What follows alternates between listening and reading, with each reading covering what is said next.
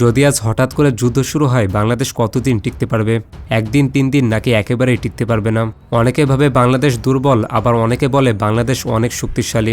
কিন্তু আসল সত্যটা কি? আজকের এই ভিডিওতে আমরা দেখব বাংলাদেশের সেনাবাহিনী, বিমানবাহিনী, নৌবাহিনী আর বাস্তব যুদ্ধ পরিস্থিতিতে বাংলাদেশ কতদিন টিকে থাকতে পারে। শেষ পর্যন্ত দেখলে আপনার ধারণা পুরো বদলে যাবে। প্রথমে একটা জিনিস পরিষ্কার করি, যুদ্ধ মানে শুধু ট্যাঙ্ক, বন্দুক আর মিসাইল নাম। যুদ্ধ মানে হলো অর্থনীতি, প্রযুক্তি, পরিকল্পনা এবং মানুষের মনোবল। যে দেশ বেশি দিন যুদ্ধ চালিয়ে যেতে পারে সাধারণত সেই দেশই শেষ পর্যন্ত টিকে থাকে। এখন আসি বাংলাদেশের মূল শক্তির দিকে। বাংলাদেশের সবচেয়ে বড় শক্তি হলো এর সেনাবাহিনী। সংখ্যায় খুব বড় না হলেও বাংলাদেশ সেনাবাহিনী ভালোভাবে প্রশিক্ষিত। বর্তমানে বাংলাদেশের প্রায় 2 লাখের উপর সেনা রয়েছে। বিশ্বের বিভিন্ন দেশে জাতিসংঘ শান্তিরক্ষী মিশনে বাংলাদেশের সৈন্যরা অনেক সফল। এর মানে হলো তারা বাস্তব পরিস্থিতিতে কাজ করতে পারে। বাংলাদেশের কাছে রয়েছে আধুনিক ট্যাঙ্ক, আর্টিলারি এবং সাজোয়াজান।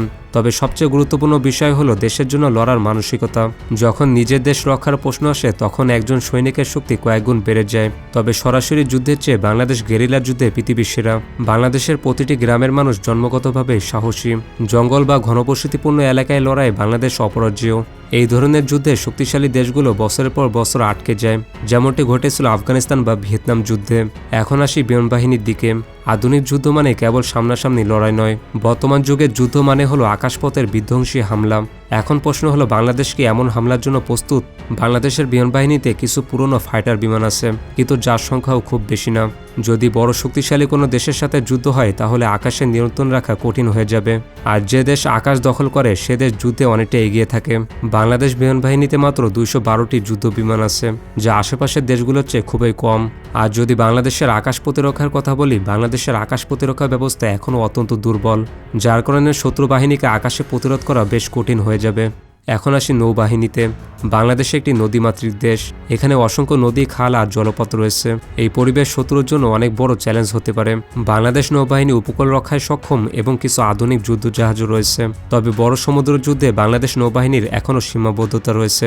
বর্তমানে মোট 121টি যুদ্ধ জাহাজ আছে বাংলাদেশের, তবে এর মধ্যে বেশিরভাগই পুরনো। এখন আসে সবচেয়ে গুরুত্বপূর্ণ বিষয়, বাংলাদেশের ভৌগোলিক অবস্থান। বাংলাদেশে রয়েছে ঘন জনসংখ্যা, সংকীর্ণ এলাকা এবং জটিল নদীপথ। বাংলাদেশের সবচেয়ে বড় প্রতিরক্ষা দেয়াল হলো এর নদীগুলো। জালের মতো ছড়িয়ে থাকা হাজারো নদী বাংলাদেশকে সুরক্ষা দেয়। বিদেশি কোনো ট্যাঙ্ক বাহিনী বাংলাদেশের মাটিতে সহজে ঢুকতে পারবে না। নরম কাদামাটি শক্তিশালী ভারী ট্যাঙ্কের জন্য এক মরণ ফাঁদ। 1971 সালে পাকিস্তান বাহিনী এই নদীর কারণে নাকাল হয়েছিল। শত্রু বাহিনী যদি আকাশপথে হামলাও করে তবে মাটির দখল নেওয়া কঠিন। একটি দেশ ততদিনই টিকে থাকে যতদিন তার মাটির দখল শত্রু পায় না। এই ভৌগোলিক অবস্থানের কারণে বাংলাদেশ মাসের পর মাস টিকে থাকতে পারবে। এখন আসি জনসংখ্যার দিকে। বাংলাদেশের জনসংখ্যা অনেক বড়। যুদ্ধের সময় সাধারণ মানুষও প্রতিরোধে অংশ নিতে পারে। এটা যুদ্ধকে দীর্ঘমেয়াদী করে তোলে। 16 কোটি মানুষ যদি বাঁশের লাঠি নিয়েও রাস্তায় নামে তবে কোনো আধুনিক সেনাবাহিনী এখানে বেশি দিন টিকতে পারবে না। এই গণপ্রতিরোধই হলো বাংলাদেশের টিকে থাকার মূল মন্ত্র। এবার আসে আন্তর্জাতিক রাজনীতি ও সাহায্যের দিকে। বড় কোনো পরাশক্তির বিরুদ্ধে বাংলাদেশকে একা জিততে পারবে? আধুনিক রণনীতি অনুযায়ী একা কোনো দেশই বেশি দিন লড়তে পারে না। বাংলাদেশের ভৌগোলিক অবস্থান বিশ্বের বড় দেশগুলোর জন্য গুরুত্বপূর্ণ। বাংলাদেশের বিপদে চীন, তুরস্ক বা রাশিয়ার মতো মিত্ররা এগিয়ে আসতে পারে।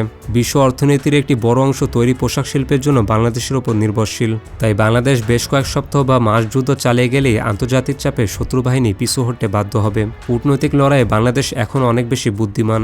এখন আসে আসল প্রশ্নে, বাংলাদেশ কয়দিন টিকতে পারবে? যদি সমমানের কোনো দেশের সাথে যুদ্ধ হয় তাহলে বাংলাদেশ দীর্ঘ সময় টিকে থাকতে পারবে, এমনকি পাল্টা আক্রমণও করতে পারবে। কিন্তু যদি বড় শক্তিশালী দেশের সাথে যুদ্ধ হয় তাহলে শুরুতেই বড় ধরনের ক্ষতি হতে পারে, বিশেষ করে বিমান হামলায়। তবে পুরো দেশ দ্রুত দখল করা খুবই কঠিন হবে। বাস্তবভাবে বলতে গেলে বাংলাদেশ খুব দ্রুত হার মানবে না, বরং ধীরে ধীরে প্রতিরোধ গড়ে তুলবে এবং যুদ্ধ দীর্ঘ সময় চলতে পারে। সবশেষে একটা গুরুত্বপূর্ণ কথা, যুদ্ধ শুধু অস্ত্র দিয়ে জেতা যায় না, জেতা যায় কৌশল দিয়ে, নেতৃত্ব দিয়ে এবং মানুষের ইচ্ছা শক্তি দিয়ে।